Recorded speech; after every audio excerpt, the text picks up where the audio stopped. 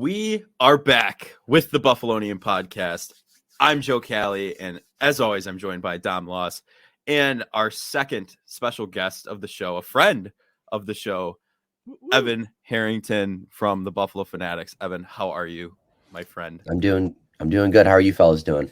Doing all right. This fine Friday morning, so we got a lot going on, NFL wise, even, NHL-ish, I guess, with the Sabres. So let's talk Buffalo Bills for a minute here.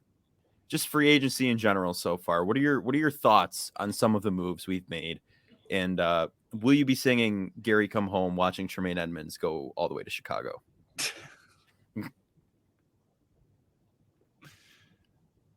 No, that's been pretty good.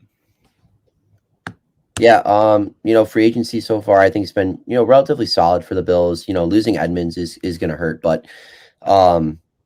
once you have players under contract, for 4 or 5 years and, they're here for a long time and they're due for that next contract, you're going to lose one or two of those. And Edmonds has been a solidified piece, in the linebacker room here. And, you lose him, but sometimes you got to bite the bullet with that. And Edmonds is one of those players that we've lost, but the Bills haven't been really accustomed to losing players under Brandon Beane and Sean McDermott. So I think losing Edmonds, kind of the first big player we've lost under these two, just kind of, feels a little different. Like the Chiefs have been used to losing players every single season.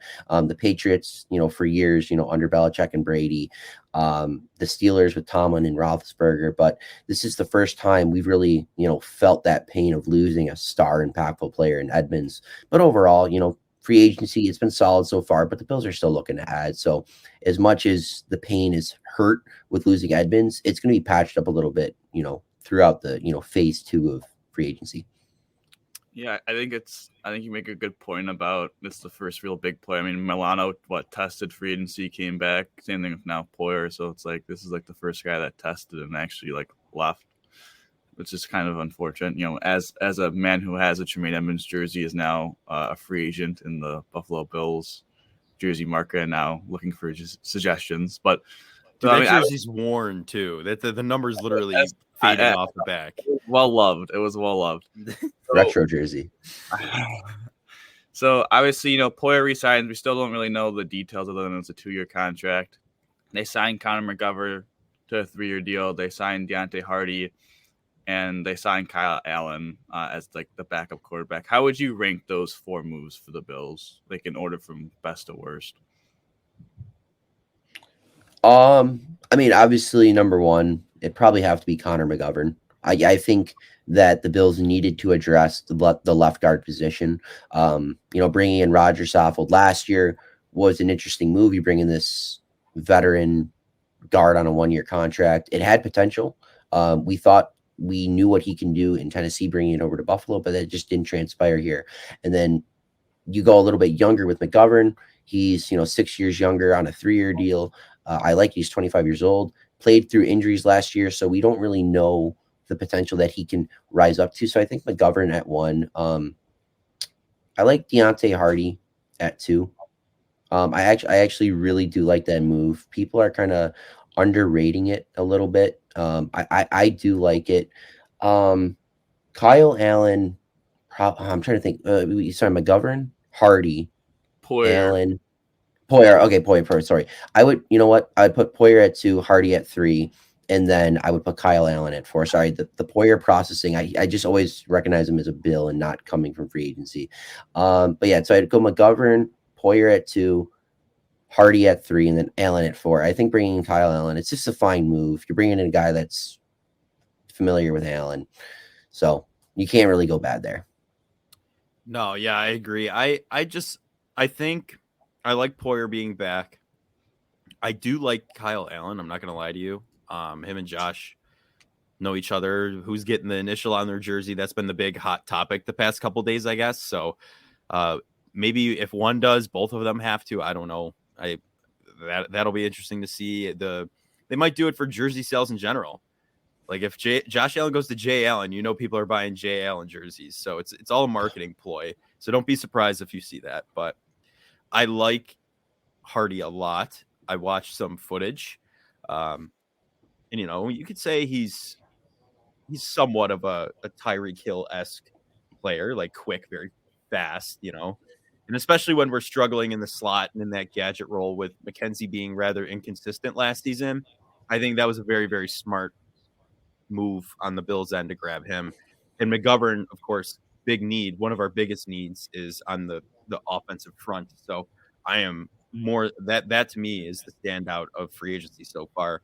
Waited for Brandon Beane to speak. He was supposed to speak like 1 p.m. yesterday, and it didn't go off until like 5. So I was expecting some big blockbuster deal all of a sudden, but no, we're just chilling, But I think they don't need that this season. I think we kind of have the team we need. I think they're just getting the finishing pieces at this point to fill in those depth spots that we're struggling so much with. But I don't know. It's definitely been a strange offseason though, just from the fact of like I think everyone had the expectation they were going to lose both Poyer and Edmonds, and they were going to lose all this like capital, but they've kind of just stayed pat, which is kind of important, seeing how the Bengals and Chiefs have lost a bunch of free agents.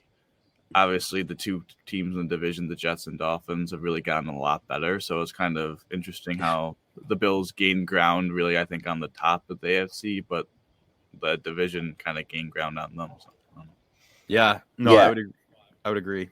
Oh, yeah, I was going to say, and the thing with the Bills is that they could have dramatically got worse this offseason from a talent standpoint. Overall, the Bills are still going to be the Bills. They're still going to win 12 plus games. They're still going to do that. But from a talent standpoint, the Bills could have got, dramatically worse. But they lose a very talented linebacker in Tremaine Edmonds, but they also bring in a very talented left guard in Connor McGovern. So you subtract, but you add. You don't lose Jordan Poyer. You bring back Jordan Poyer. You bring, Deontay Hardy in on a very relatively cheap contract for a guy, if healthy, can play, a really prominent role in this offense. So even though the Bills, lost one really key piece, they didn't just let that affect their free agency. And they said, hey, we're going to lose one, but we're going to add at the same time. We're going to lose a spot that, we had filled in, but we're going to add a spot that we didn't have filled in, and that's Connor McGovern at left guard. So I really like the approach that Brandon Beane had this free agency, knowing we don't have the amount of cap room that we would like to work with, but at the same time, we're not going to let it derail or, fizzle out our offseason. Well, I also like how we didn't just counter the Bears offer of $18 million per year, because they've been able to now use that $18 million, as you said, to add smaller pieces, McGovern, Hardy, bring back Poyer. I mean, really, those moves probably wouldn't have been able to happen if they just went all in and brought Edmonds back. So I think that's an important concept. But like talking about Deontay Hardy, I think it was funny the other day when his contract got signed. It was the ultimate who moment. I was like, I have no idea who this guy is. And then I realized that he changed his name from Deontay Harris to Deontay Hardy because of his stepfather, which is a cool story. But I mean, that dude was a very good returner. I'm not saying he's Tyreek Hill, as Joe alluded to, but like he's that mold of. I think all of us wanted Isaiah McKenzie to be that, but I think Isaiah McKenzie's more straight line speed than shifty. Yeah. I think you get the shiftiness here, and I think like I'm just waiting for the Isaiah McKenzie to be cut news. I don't know. What do you think about the whole McKenzie being cut potentially and Hardy's role in the offense? Oh yeah, you can go, Joe. No, I was just gonna say. I mean, I've mentioned it on earlier episodes and whatnot. I think the way that goes should be McKenzie's gone, McKenzie's cut, and then you have Nyheim Hines kind of step into the gadget role a little bit, which I would like, and then you have Hardy kind of the full-time slot if possible, or you just rotate him in and out. I don't know. Find a way to get Nyheim Hines more involved, even if it's in the backfield. I'd be happy, but I'd like to see him kind of as that gadget because he can do it. He's a punt returner or now a kick returner. I like that. I think he should keep doing that. So, when he returns a few in a game, I feel like that's kind of an indicator that you're pretty good at that. So, yeah, and here's the big thing with Isaiah McKenzie right now. I just looked it up to clarify. I'm pretty sure if Isaiah McKenzie gets cut within the next couple of days, the Bills cap space goes up to $11 million, right? And $11 million right now can be huge because you're still looking to add the middle linebacker position, even though we've heard Brandon Beane in press conferences say, maybe our starters in our own room right now.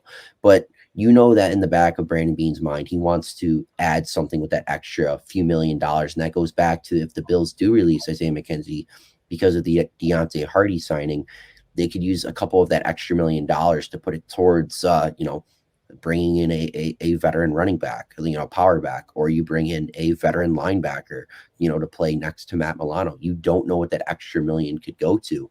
Just because you have that extra $1 million, you kind of want to use it. You don't want it to go to waste. And if there's another hole that the Bills can fill, we already know that Brandon Beane's going to do that, and that could be the result of cutting Isaiah McKenzie.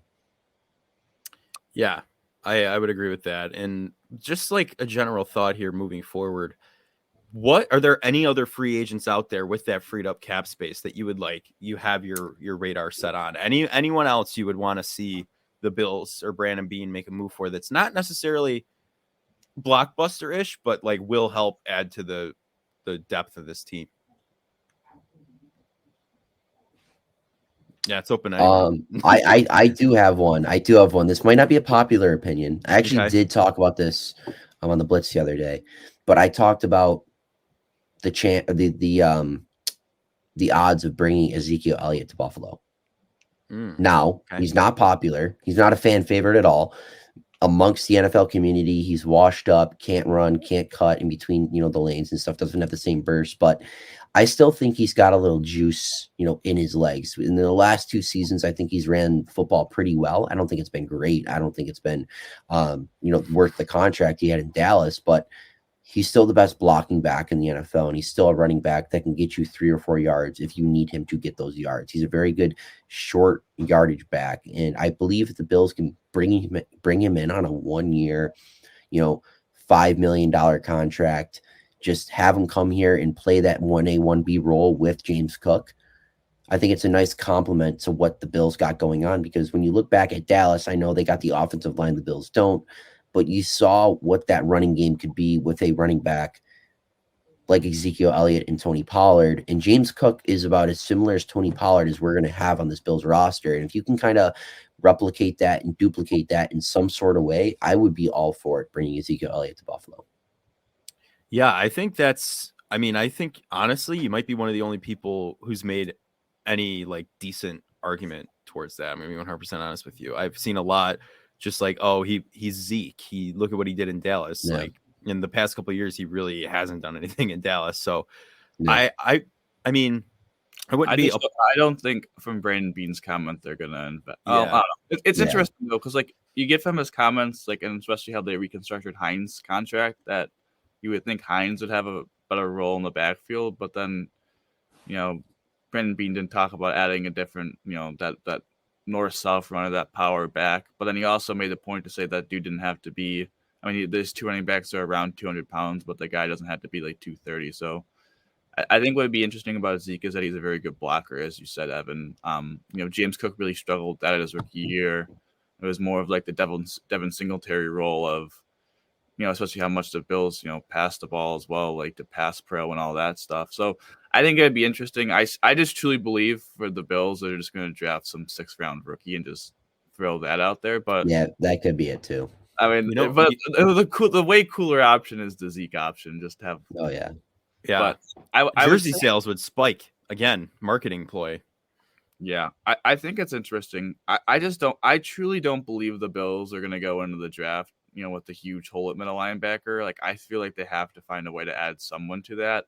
I like that Brandon Beane did like quash the thought of like putting Matt Milano at middle linebacker. I just think that's like, you have an all-pro at his position. Why would you switch him to middle linebacker and all that? But I from the point of him talking about how he wants, Bernard and potentially Dodson, who I think sucks, but whatever, like to potentially win that role. I think Wagner is probably out of the picture then, but maybe a guy like Drew Tranquil, who was a very good coverage linebacker for the Chargers, kind of fits Edmonds in that aspect of coverage, but maybe not the best run stopper. I don't know. I feel like he would be a guy that would probably be pretty cheap. There's my ND bias right there, though. Yeah. I honestly, you mentioned drafting a rookie running back in the 6th round. Everyone wants Bijan Robinson, right? Everyone's on the Bijan hype train. As the listeners here and on the Blitz know, I am not a Bijan guy. His backup is what we're kind of looking for here. He's not that Bijan Robinson-esque running back. He's more of a power guy, kind of busts through the line for short yardage. A Mike Tolbert, if you will. And Oh, no. I would be I'd be Hopefully, fine. I'd be fine with that. Like 6th round, right? Like, wait, I do not want to see a running back go in the first 3 rounds. And also, we kind of have a solution to this on our team, in my opinion. We have the most versatile fullback in the NFL, Reggie Gilliam. He can catch, he can run. Start sending him up the middle. He's a big dude. You use him to block too. Like, just start doing more stuff with him. You did in the beginning of the season, and then he was just not on the field, I feel like, for the rest of the season. Dom, I mean, we were at that Titans game, and he caught that touchdown. We didn't know what happened. I mean, he's just so elusive. Like, how could you not play Gilliam? Come on. Actually, just thinking about, like, as you were talking about, like, power backs, I was thinking of De'Aaron Johnston, the free agent from the Browns. I just remember he had, like, a 3-week stretch where he was, like, the fantasy football waiver, because I think either Chubb or Hunt or both were injured, and he kind of took the reins. I think he might be a very good cheap option at the, little power, a little maybe upside as well.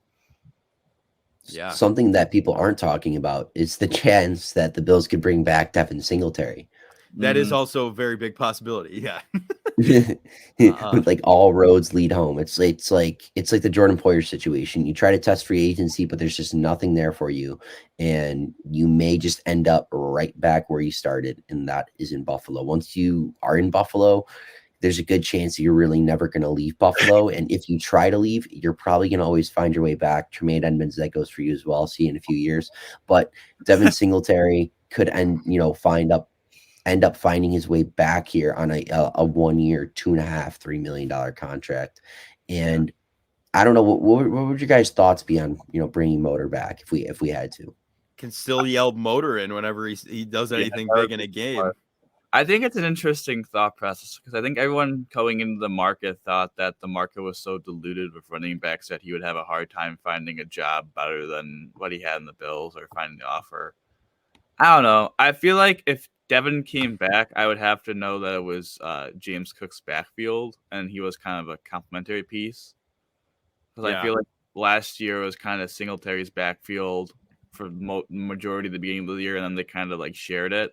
I would need James Cook to be getting Devin. Like, I need like a 60-40, that kind of workload, and the 40%, that's where Nyheim Hines and Devin Singletary splits. Like, I think James Cook needs to be the featured back in the backfield. But yeah, if he comes back on that kind of deal, like, I'm all right with it. I just think it might be a little stagnant to bring everyone back. But I like the thought of Motorin coming back, and it's just he's gotten back to the point where he's effective on the run, right? Like this past season, like he was a decent running back for majority of the games we played, where a couple years in between his first year and this year, he kind of was meh, right?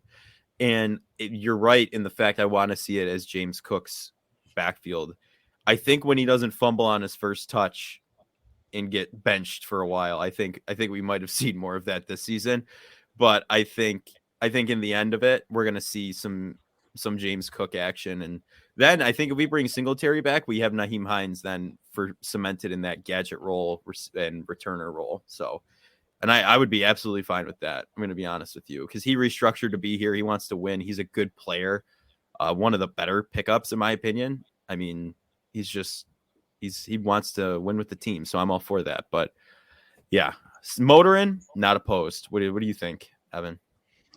Same thing, not opposed to the idea of it. I kind of agree with Dom. If, the Bills do bring back, Devin Singletary, I would like to see that the Bills would commit to James Cook as that, RB1, just because you spend a second round pick on this guy, and we've seen what he can do when he gets, the load of touches, and he could be a focal point of an offense, whether that's on a drive or just an entire game. And, this guy is ultra talented at the running back position, and I just don't want to negate or slow down this guy's development because we have to bring back Devin Singletary. If we bring back Devin Singletary, I'm cool with that. But like Dom, like you mentioned, let's just have him be a complementary piece, whether that's, the RB2 ahead of, Hines, but the RB2 behind James Cook. Because I think this is James Cook's backfield, unless you find a way to bring in a Derrick Henry, or you bring in some big time running back in the first round or through a trade, whatever you do.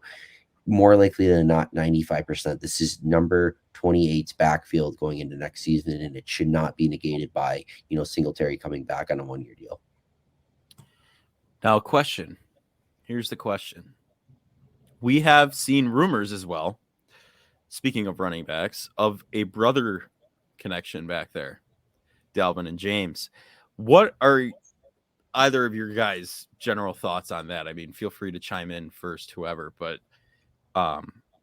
just what is Dalvin PHP? Is we're gonna have a new segment past his prime. We're gonna start, So I don't know. I don't know how I feel personally about that. I'd rather not see that. I'm gonna be honest with you, because I feel like Dalvin would take away from, like we said, James' touches in the backfield. But what are your guys' general thoughts on that? Let's put it this way. Other than the 80-yard touchdown that Dalvin Cook burned the Bills on, he was pretty mediocre last year, and he's expensive, and they'd have to trade an asset, and there's just too many assets to give to the running back position, a position where it seems like the Bills don't fully know how to utilize their running backs already to their fullest skill set. So I just feel like the cap hit, what would it take to probably trade him? Which might not even be that much, but then the hurt to the development of his brother, I'm so far out on that move. Same thing with Eckler. Both those guys I'm out on. Yeah, there's a few different situations why I don't want Dalvin Cook. First, he's an aging running back that's dealt with injuries in the past. 2, he's on a 3-year contract that the Bills should just not touch. 3, like you mentioned, Joe, and Dom, like you alluded to, is Singletary. Let's not take away touches from 28 in James Cook. And 4, this guy has a civil case coming up maybe in the summer of 2023. We do not need to get into that. We don't need to bring in a player that's going to be going through a situation like that. That's something that, he has to personally deal with. And if we're bringing in a guy like that in a 3-year contract, I just do not think it'll work out overall. No, I would agree with that. One more running back proposition for you guys. Okay. This one's the big one. All right. This one's the big one that's been floating around. The King, as Dan would be screaming here, as we know. The King, Derrick Henry. I did initially like this because I'm thinking to myself, okay, running back built like a linebacker, faster, as I said, faster than a school bus in a school zone. And I did like it because it would take the pressure off of Josh Allen to be that power back, stiff arming, because right now our quarterback is really our power back, if you look at it.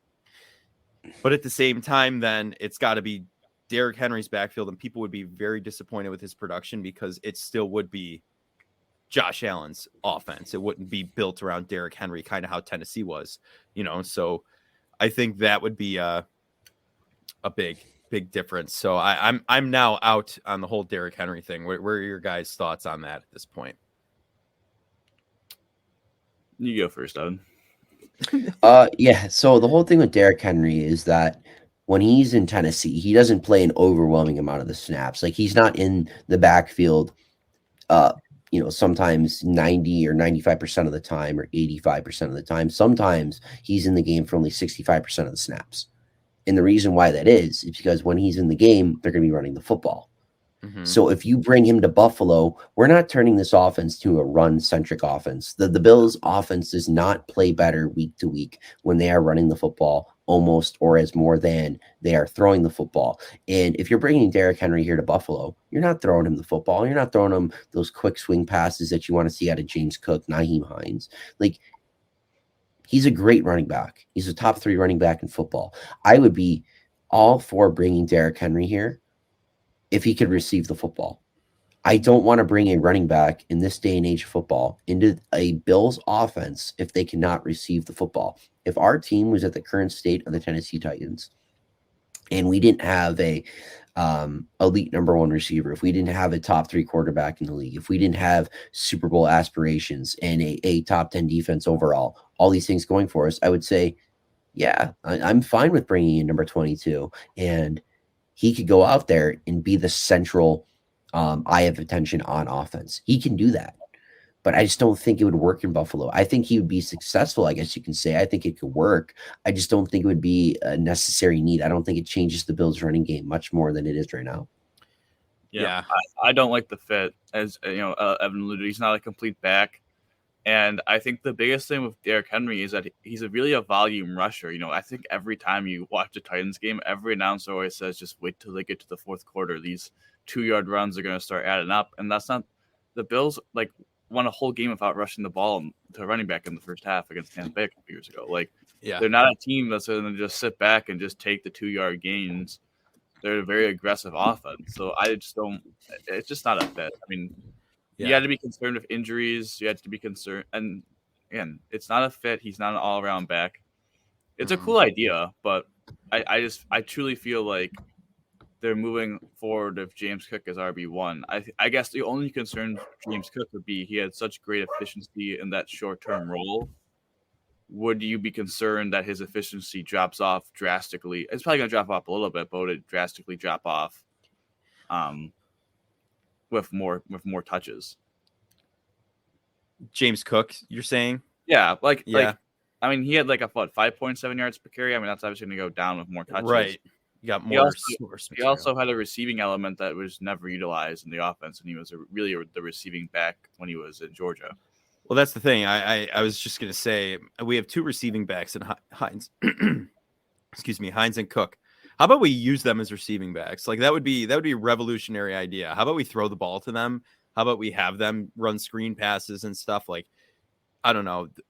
It's just you didn't do what you were supposed to do with them last season, and I think that was the toughest part about it, because it's just why did you even do what you did? I'm glad they're here. I'm not saying that. I'm just saying there was no reason to get them if you're just not going to utilize them in the way they should be utilized, Yeah, and that goes back to the point, you're going to bring in these types of players, whether that's James Cook and Nyheim Hines. And now James Cook isn't the more traditional receiving back, but he has that aspect in his game, catching those quick swing passes, those Texas routes out of the backfield. You want to utilize that in some way, shape or possible. And that goes for Nyheim Hines as well. I mean, these are just 2 players that have something different that most NFL running backs do not have. They have the quick twitch in their game that just, again, some running backs don't have. And, if you're Ken Dorsey, you got to find a way to utilize that. And if you're Brandon Beane, you got to also notice that as well. And don't,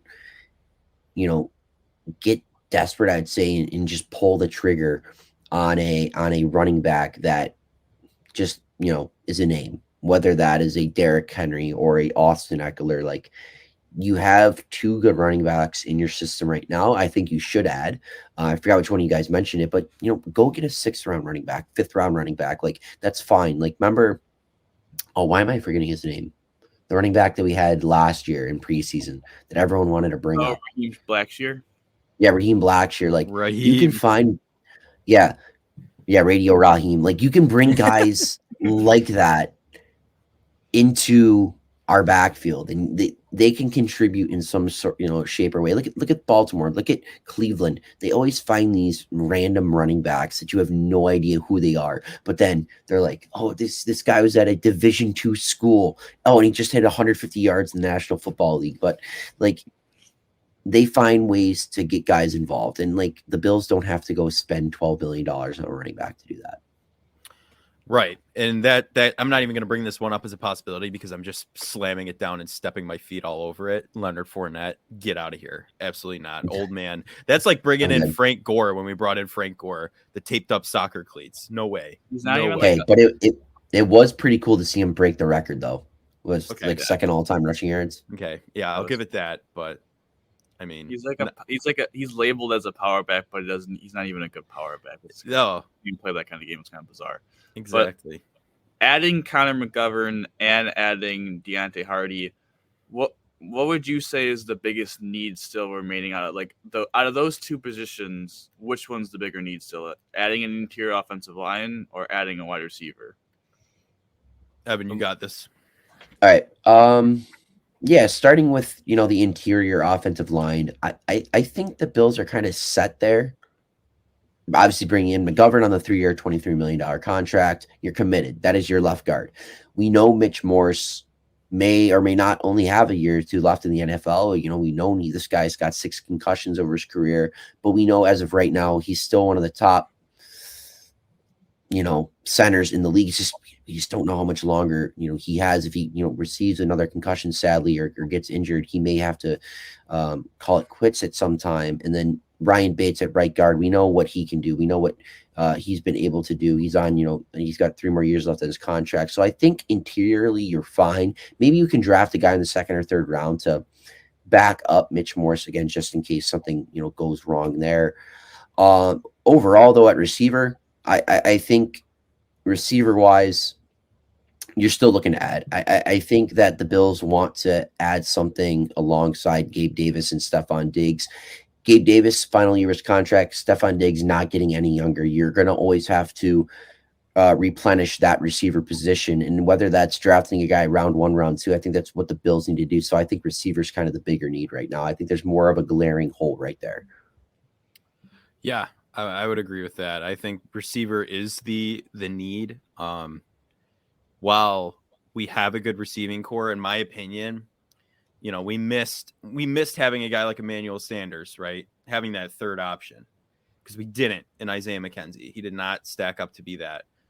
And honestly, we should be utilizing our tight end, honestly, Dawson Knox, that we're paying top tight end money for.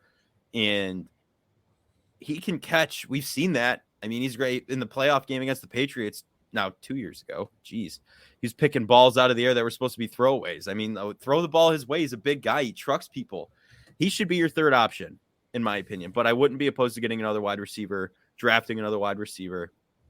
And how about using Khalil Shakir?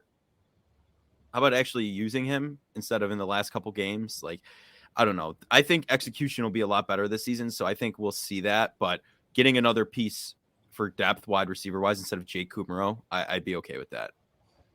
Yeah, I just think both positions are very similar, where I feel like you kind of have your starters, and then it's all about adding like that one more piece of depth.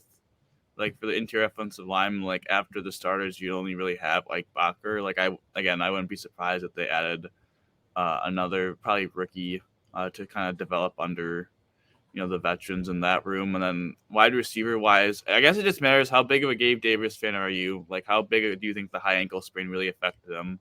And do you believe that Hardy fills that very necessary like gadgety speed, kind of like a Kadarius Toney role? And then do you have faith that Khalil Shakir could step up? I mean, last offseason we had faith that Isaiah McKenzie could step up, and we were very underwhelmed with that performance. So I feel like wide receiver is the position where they might add a more significant asset. But again, I guess for my money, like I just feel like this offseason is all added up to the Bills drafting linebacker round 1. So I guess we'll start. I guess I had to ask, like, what is your dream scenario for the Bills at, I don't know if they're 27 or 28 for the Miami forfeit. It's always whacking me out. But what would your dream pick be, and what would your dream pick be, and then what would your realistic, probably you think the Bills would actually go pick?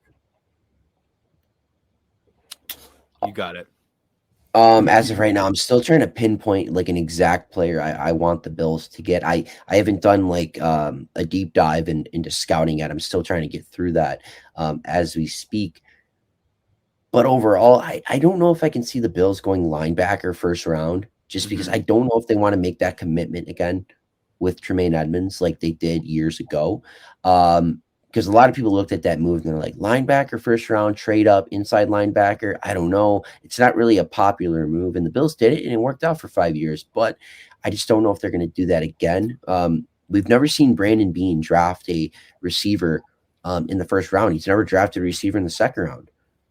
So there's a chance that he can go there in the 1st or 2nd round. I think that this is the season where the Bills go all in on a big time skill position player in the top 64 picks. I think that there's a real shot that Brandon Beane is going to pull the trigger and actually make that sort of move. Other than that, I don't really see the Bills, going interior offensive line in the first 2 rounds. Maybe in the 3rd round, I could see it. Linebacker, it's one of those sticky situations where if they see a guy they like, they could grab him, but I don't think they're going to go out of their way to do that because I think they like who they have in house. You got to remember they drafted Terrell Bernard last year in the 3rd round. You still have that coveted 3rd round player in your house. And then also the free agency, they can still sign a guy as well. Didn't they brought back Dodson and Metakevich as well, linebackers? Yeah. So I know that might not be the most insightful, right? Because I don't know how we feel about them, but I think honestly they move away from defense in the first round, right? If you look back since Tre'Davious White was picked, every first round pick, I believe, has been defense. I don't know. I forget. Was Bass Outside of Josh. outside of Josh Allen, of course. Player in the organization. Yeah, but outside of Josh Allen, but I think it's time you gotta get some skill based offensive players. I'm rooting for a wide receiver like you, Evan. I've not delved into any scouting reports just yet. I did watch a little bit of the combine, but I was more amazed by Anthony Richardson, and I believe he's that bionic man like Josh Allen. If you're looking for a quarterback, I mean, that's why the Panthers gave away or went for that first overall pick. I'm telling you right now, Richardson first overall. But the thing that I love in like Buffalo sports like media and talk show hosts and like us right now is like we have an all-star quarterback in Josh Allen. We're looking for receivers, and we're watching the scouting combine, and we're amazed by Anthony Richardson just because he reminds us so much of Josh Allen. Because we're looking at like we have a guy like that, and we're just so mesmerized by a guy, with Richardson's stature and him at the combine. I think it's awesome. I think he's gonna be a fantastic quarterback wherever he gets drafted. But I just think it's amazing that like just us in Buffalo were so amazed by a guy that's just so similar to Josh in every single way.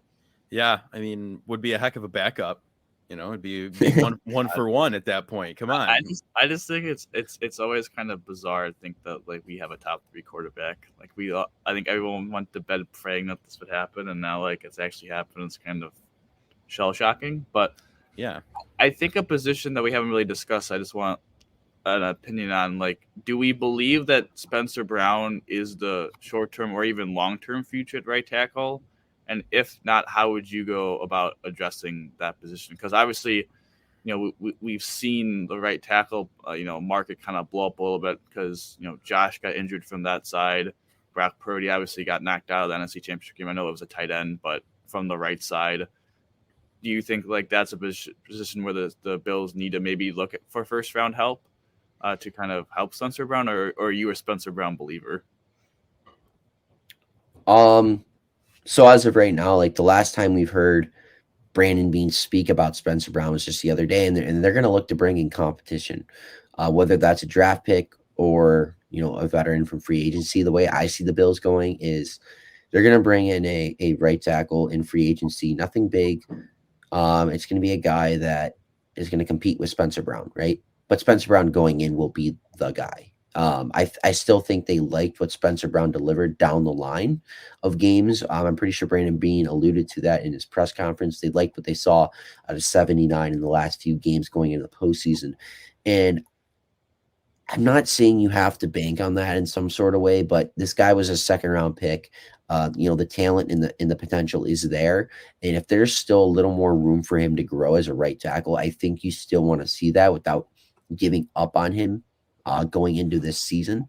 Now, has he been great and perfect? No, he's been far from. But you still want to kind of bank on that potential with Spencer Brown because it's there. We've seen it. We know it's there. It's just can it come out, in a full season and in a full stretch of games. So that's one big thing. But I don't think they're going to draft one in the first round or anything. But can they? Oh, for sure. Like the Bills could do anything in the first round and surprise us all.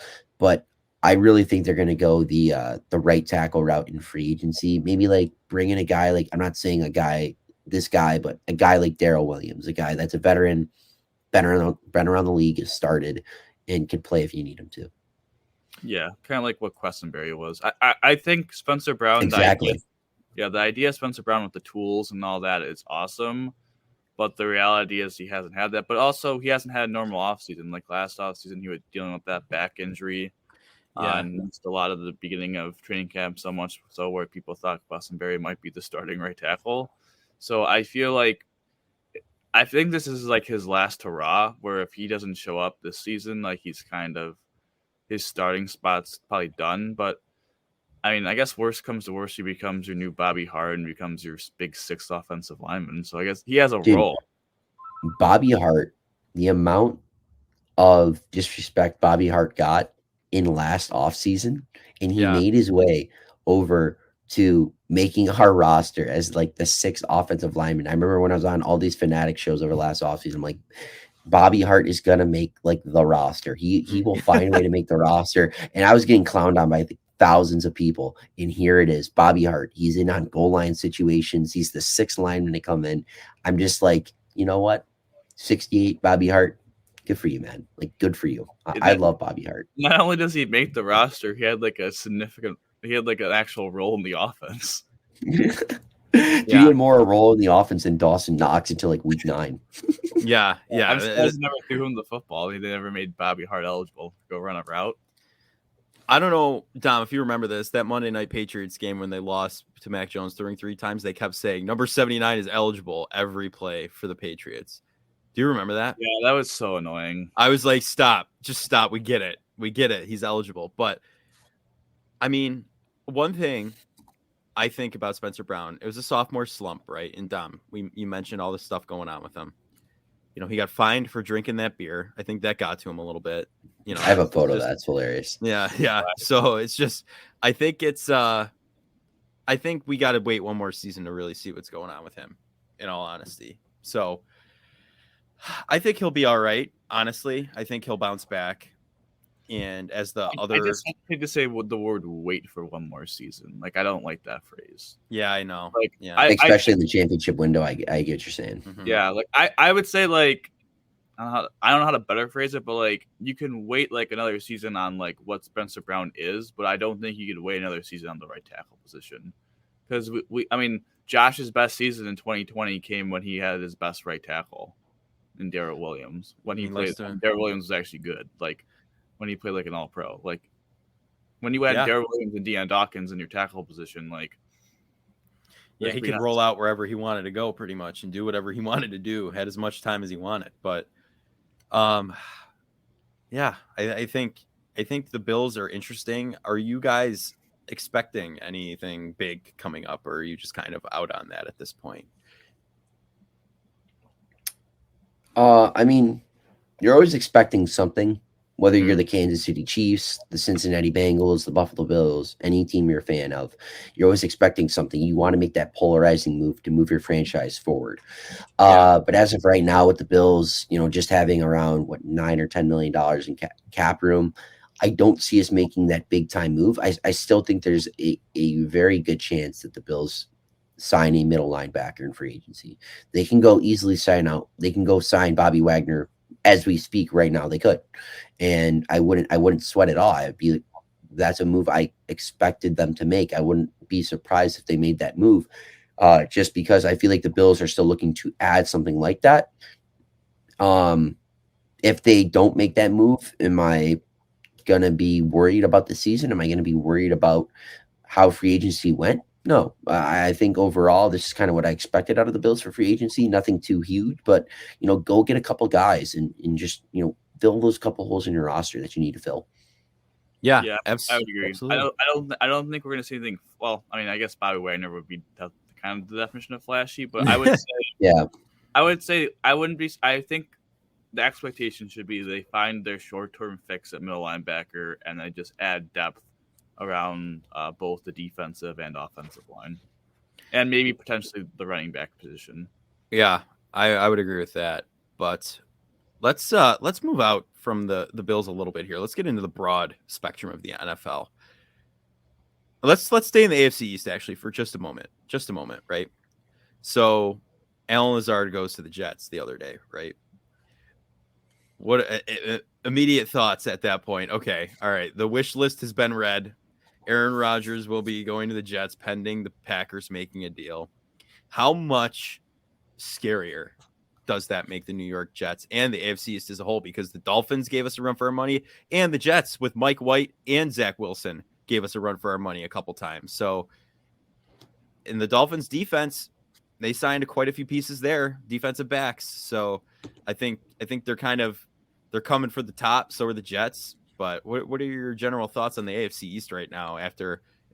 Actually, before we get into that, Mike Gesicki, as we mentioned, is now in the New England Patriots as well. So that's another weapon. New England's back to top contender according to Patriots fans. But what are your The thoughts on the replacement AFC for East? Johnny Smith. Exactly. Yeah. What are your thoughts on the AFC East? Just like how competitive it's going to be next season. It's going to be a dog-eat-dog division, I feel like.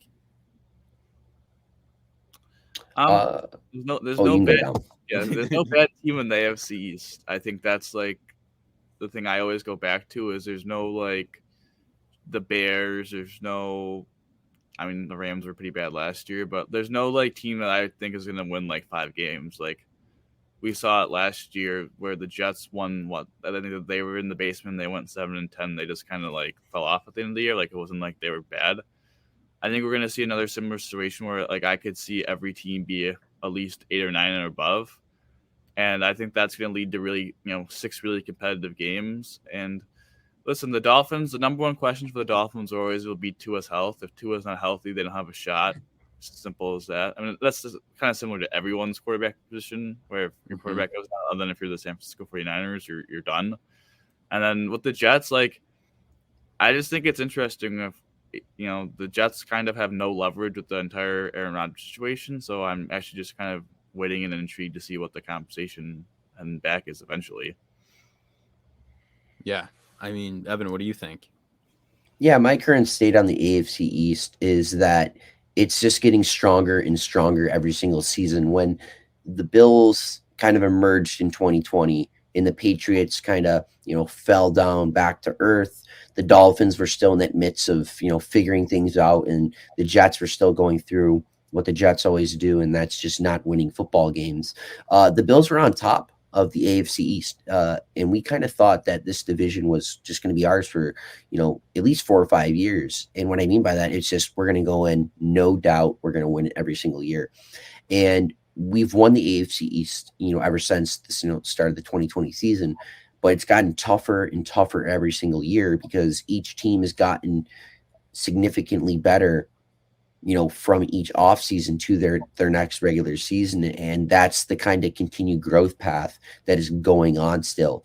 The Dolphins are not, sweating at all. They're going to go out and trade for a Bradley Chubb, mid-season. They're going to go sign one of the top cornerbacks in the National Football League, Jalen Ramsey. They're going to sign one of the better middle linebackers in the NFL, David Long. So they're adding guys, not just on the offensive side of the ball, like Tyreek Hill. They're adding guys on the defensive side of the ball, 3 really impactful starters.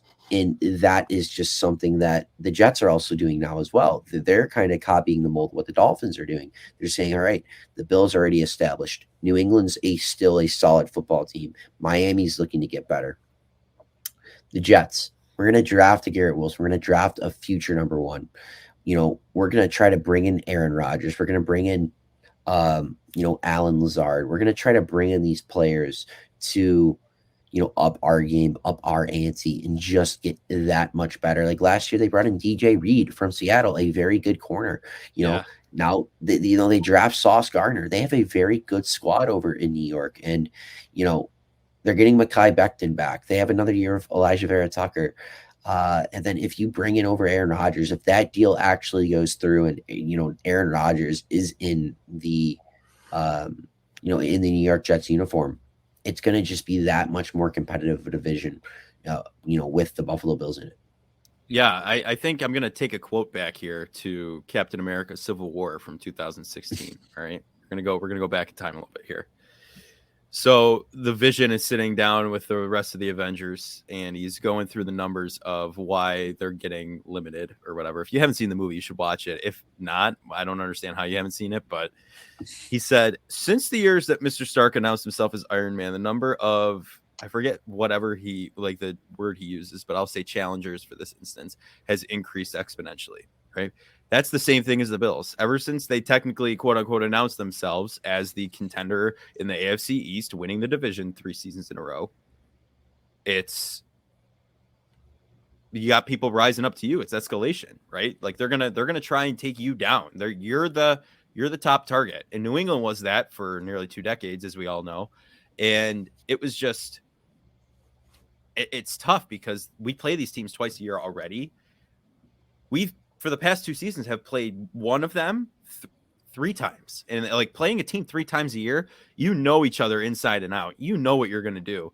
It's basically who can outscore the other at that point. You know what I mean? And it's just, we did it one time 47-17.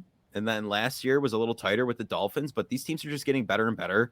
And it is a little scary, but I think honestly, if we just establish who we are like we have been and just stay who the Bills are, I think we won't have an issue. I think if we start getting scared and trying to really combat their signings and whatnot, which I don't think Brandon Beane's going to do in the slightest, that's when things might start to get a little hairy. But I mean, at the end of the day, any move that your rival makes, you could either be really optimistic or you could be like the world is falling. Like, I'm very optimistic about the Jalen Ramsey signing. I do not think that's making a difference against the Bills, but I think that was a good move. I think Howard's losing a step or two, and now him being the number 2, I think that was a good move actually. Well, yeah, a good move, but I feel like Jalen Ramsey's kind of fallen off a little bit. I'm going to be honest with you. From what he was, he's not. I wouldn't put him top 3. Undisputed number 1 corner. He's still a top 5 corner in the that NFC. is a top 5 corner for the 77th overall pick and a tight end that no one knows. Hunter Long, baby. Don't disrespect. Don't disrespect Hunter Long, man. Don't disrespect Hunter Long. Now I gotta look up. I think he went to BC, so I can't disrespect Tommy Sweeney by disrespecting another BC tight end. But I think with everyone in the AFC East is like, I just have a middle view on everything. Like, I'm not like super optimistic that they're just gonna run train, but at the end of the day, like, I think it is hard for people to remember, but the Bills did win the division. They did go to Boston College, Hunter Long. The Bills won the division by 4 games last year, and I think that with everything that happened with the Bills last year, for them to win 13 games shows how strong the organization is. And listen, it's a very simple fact. The Buffalo Bills have the best player in the division at the most important position in the entire NFL, and that was Josh Allen. Like, if you have Josh Allen, you have a fighting chance. Yeah, as long as he's there, you're good. That's pretty much it. I guess my one thing would be I don't know. I hesitate to say that the Bills have undisputedly the best roster in the division anymore, though. I think the Dolphins are right there if Tua's healthy. The Jets are interesting because, I mean, we know this from firsthand knowledge. Like, defense kind of fluctuates every year. Like, the 2020 Bills defense was kind of middle of the pack. Like, the Jets might take a step back defensively a little bit. So I hesitate to say that they're going to take an unbelievable leap, and then the Patriots are just a pain in the butt. But yeah, I mean, they have an offensive coordinator now, though, so that could change things instead of Matt. Yeah, they may be able to score. They may be able to score 18 points a game instead of 16. So yeah, absolutely. yeah, for sure. But maybe they'll get that extra field goal. Yeah, right. Yeah, just broad NHL though, or not NHL, NFL. Jeez, we'll get there. We'll talk Sabres in a minute here.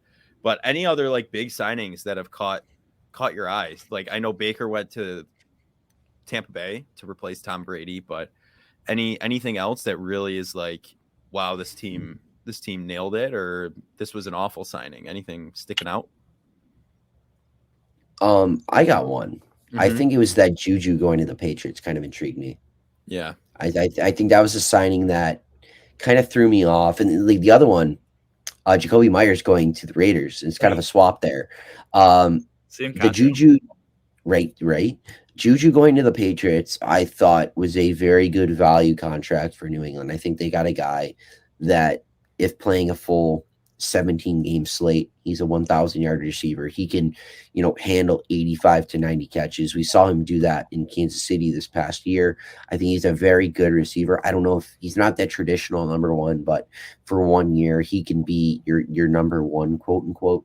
He can handle that type of workload, and he's productive. He's a very good slot receiver. And Juju again showed that playing with Mahomes, winning the Super Bowl ring this past year in Kansas City. I think it's a good signing for New England, but they had just Jacoby Myers going to the Raiders. What a joke that is. Like, I mean, this guy was asking for 18 to 20 million, and then he settled for 12 with the Raiders, and he scored a touchdown last year, for him before he even signed with them. So, I mean, good for him. Imposter. Right? Now, I do think it's interesting of I like the fit in New England with Juju.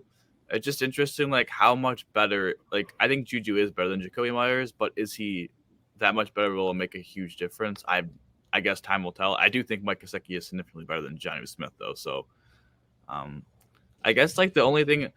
I mean, listen, the Chiefs lost some guys. The Chiefs also made a nice sign. That they signed that edge from the Niners, who was Charles. I'm not even going to say his last name because I'm going to butcher it, but that was a nice play. They switched Orlando Brown. I think Jawan Taylor, the 4x80, and then switching him from right tackle to left tackle is just. I feel like if anyone did that except the Chiefs of how they've developed offensive linemen over the year, I think people would be calling that terrible. But I think the Chiefs get a little bit of the benefit of the doubt. I guess the only big news I would say is like the AFC quarterbacks continued. I mean, obviously, if Aaron Rodgers gets moved, but the AFC quarterbacks are significantly better than NFC quarterbacks, and Lamar might not even be going to the NFC. Like Lamar might be staying in house in the AFC. Like it's just it's crazy. You see like the top 5 NFC quarterback list, and it's like number 5 is like Geno or something. And like in the AFC, it's like Kirk Cousins is top 3. Some people think Kirk Cousins is top 3. Like, it's how bad it is.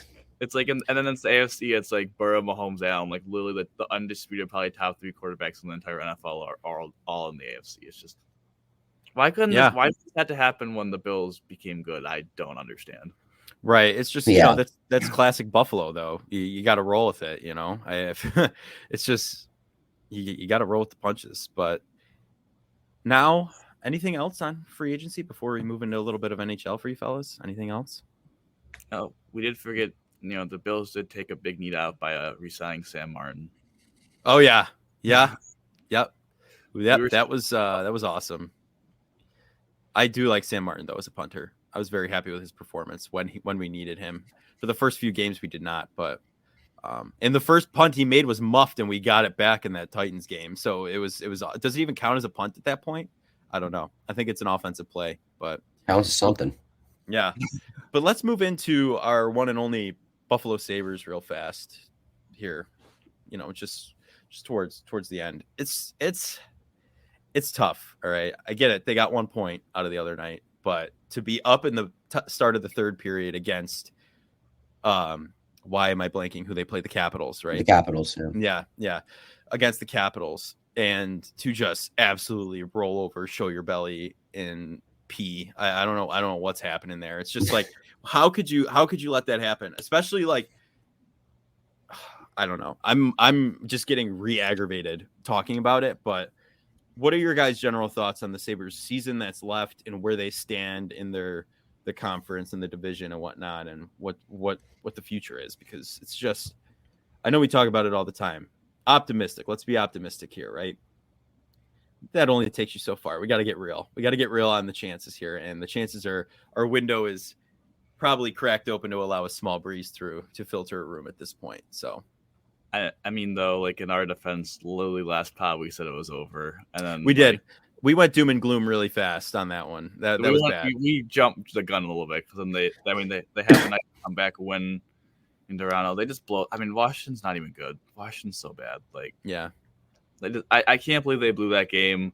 UPL is literally the next coming of Robin Lehner. Where like they need to do the soccer move of just getting like the goalie switch in right before like the shootout to get like they don't have a shot when he's in the net. It's probably one thing Kruger was good at, being a soccer coach. You know, he knew when to pull the goalie.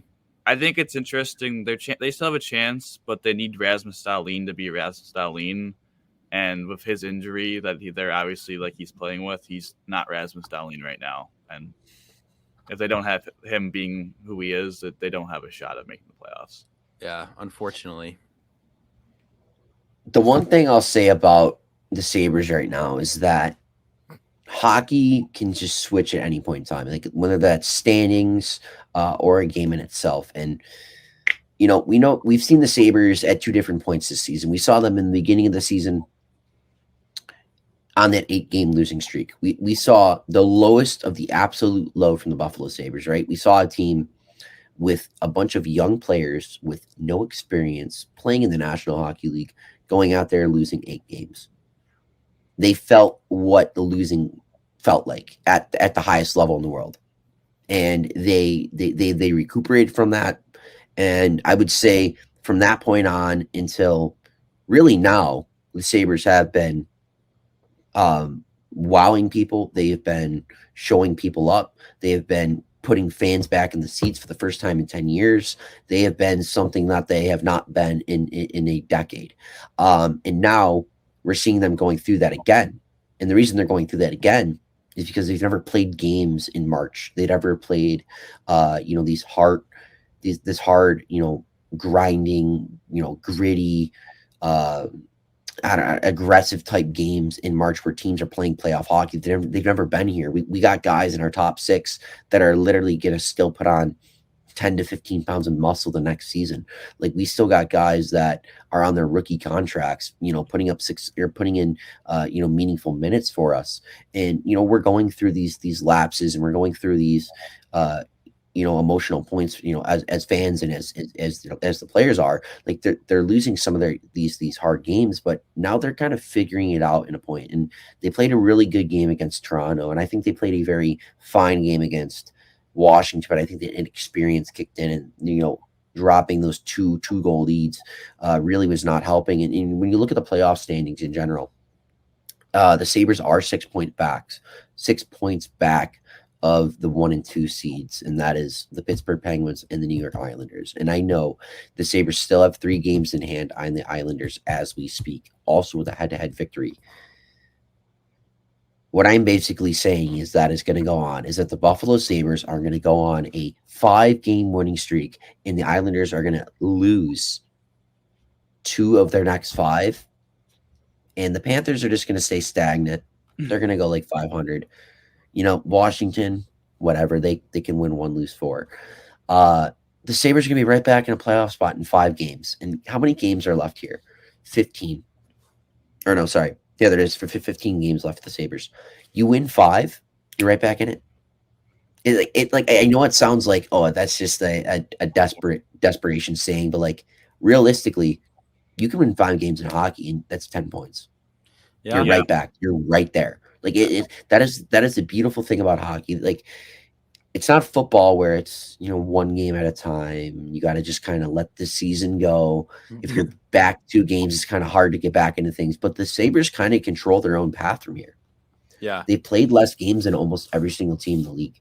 If they start getting hot, and they figure out what it's like to play some playoff hockey, and they get hot at the right time, they can find their way back in it. And even though if the Sabres don't make the playoffs, like, if I just see this team compete until the end of March, early part of April, if we're like 2 points out, 3-4 points out, that's a win of a season for me. I don't care we went on this 8-game losing streak. I don't care that we lost the 5 of 6. Like, that does not matter to me. It matters the fact that the Sabres were there when it mattered.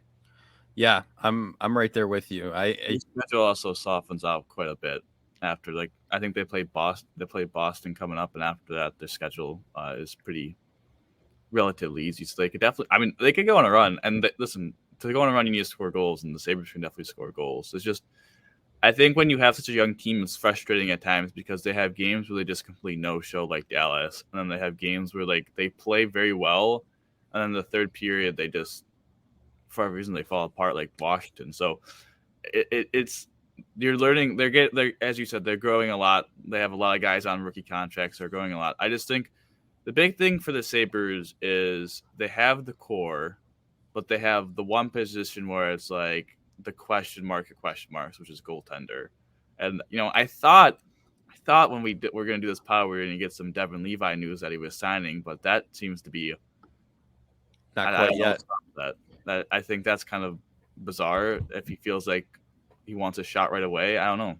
What are your thoughts on Levi maybe getting the crease earlier than we expected?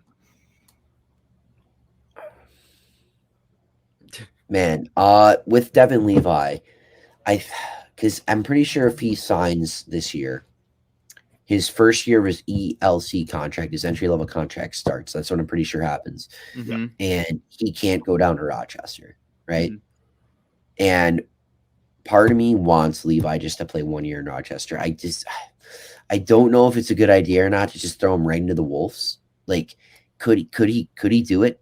And shut me up For sure. Like I'd be the first one to say like Levi should not be playing in the NHL right now or next season. I mean, at some point next season he could, but I think that he has to start the year in the AHL. I want to see him down there first. But if he comes here and plays like one game in the final like 3, and he has a shutout or only allows 1 goal or something, I'll be the first one to say, "All right, dude, you shut me up. I'm 100% for it." But I just don't really know how they're going to do that because they would also have to carry 4 goaltenders. So right, that's the thing you gotta think about. Yeah, I think the big thing too is like he wouldn't be able to go down for like the playoffs in Rochester. So like, how would he be getting that professional hockey league experience? I think would be tough. It's not. I don't care that much about burning the ELC. It's more the Rochester thing that's on my mind. But also, if I don't know. I also say with the fact of this isn't the New York Islanders, like this isn't like a team that's built on defense that's not going to allow like a lot of shots or something. Like this is a high event. This is a full offensive hockey team. Like if he jumps on board, he's going to face 40 shots and some of them are going to be quality breakaways. Like lets a couple in, that kind of kills the confidence. So I would say. I think it's ATO, the contract he has to sign or something like that. Like I would say sign him to that contract, let him go down to Rochester, let him chill out for a little bit. Who knows? Yeah. Maybe give him a chance to push for the spot in training camp, but even that I don't. Oh, for sure. Yeah, you don't want to kill the confidence, like you said. You don't want to just ruin his whole mentality coming into the NHL that he can't do it. So I agree with that. You gotta keep him chilling out. Let him sit back and chill, Yeah, and that's the thing with like I think Sabres fans have gotten into a rhythm. It's like we're this close to the playoffs, right? We're this close. And like fans is like at the deadline, they want us to make a move. They want that big splash that can get us quickly over the hump. But at the same time, like we have to realize that again, it's a young core. We have most of our core filled out. Yes, we can still add a piece here or there through the trade, through free agency. That's always a possibility. That's just how you have to build a team. But again, like the missing piece, like Dom, what you said is goaltender, and that is goaltender. And I think the one thing like we have to realize, Sabres fans, like we just cannot rush this piece. If this guy is, if we are saying that Levi is the missing piece, if we are all convinced that he is the guy, we cannot rush him. No. Because if you rush him and he like loses the confidence, isn't as good as presumed because we rushed him early on in his NHL career, you're another year back in development. You're pushing her down farther down the line. You might as well, again, put him down in the AHL, develop him up and then bring him up when it's right. Because if you just rush him right into the wolves, throw him right into the fire, there's a chance that his development is going to just go off the tracks, go haywire, and you're stuck in another situation where it's all right. We have to find another Eric Comrie.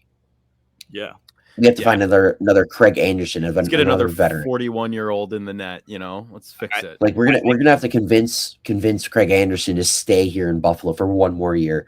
He just wants to play floor hockey with his kid at his house. I mean, let's just let him do that. I think what's concerning with the whole Levi thing too was that if they rush him and he doesn't work out, like they have this core already in place, so they're screwed in the short term because then they have to add someone, which they're probably gonna have to spend a lot of money on, and they're like in trouble in the long term because, I mean, the Sabres, I think going into the season, I think one of their strengths in their prospect pool was the goaltending position with Levi, Portillo. UPL was kind of an unknown, and they just drafted. I'm not going to be able to pronounce the Finnish guy in the second round, but yeah. Second round goaltender's been bad. He's been bad in juniors in Finland. Portillo got traded. UPL's kind of really inconsistent, and then that really only leaves Levi. And so if Levi doesn't hit, like you don't have anyone. It's not like in the. We got Joe Kelly. Yeah. Well, yeah, I mean, throw me in that. I'll just lay across the ground, They don't have anyone like in the forward position where if like, I don't know, like if JJ Peterka just busted, like then you have Yuri Kulich come in. Like they would have someone to come right back in the forward position. They don't have that for goaltender. So I don't know. We've seen teams, Carey Price carried Montreal to the Cup final. We've seen teams with good goaltending make it far, and we've seen teams that have a lot of talent like Edmonton repeatedly every year gets knocked out because their goalie is just not as good as their counterpart. Right. Yeah, I'm right there with you guys. I will step in, Sabres, pending an Achilles injury again. If that happens, I might be in a walking boot. What'd you say? So you got to pass the physical. Got to pass the physical, but I think is that going to do it for this fellas? We feeling good? Anything else we want to share? Thoughts, dreams, hopes, something? I mean, if you want to plug yourself, now would be the time. Yeah. Throw your little plug. Sure. Yeah, I mean, right here on you can see it at Evan H 716. That's my Twitter. On Instagram, that's Evan Harrington _63. I guess if you guys are allowing me to plug myself, I guess I'll do it. Once in a while, you guys can catch me over on the Buffalo Fanatics. Once in a while, I'm over there if you want more Bills talk, but always stick here with the Buffalonian. These guys are great. I do the Blitz every Monday, Wednesday, Friday with right up here, or Joe Cali right here. You can listen to that on 91.3 FM, WBNY. I guess TikTok, NFL analyst, trying to get to 10K there, almost there. I'll get back on that soon. And heck, if I'm really going to plug myself, Buffalo State Hockey on Instagram, go follow it. Doing media over there. Let's go. Let's just plug everything I got. Quite a resume you've got there, but that is going to do it for this edition of the Buffalonian podcast. I'm Joe Cali, and I was joined by Dom Loss and Evan Harrington. And Dom, how do you always end these, buddy? Go Bills, baby. Go Bills.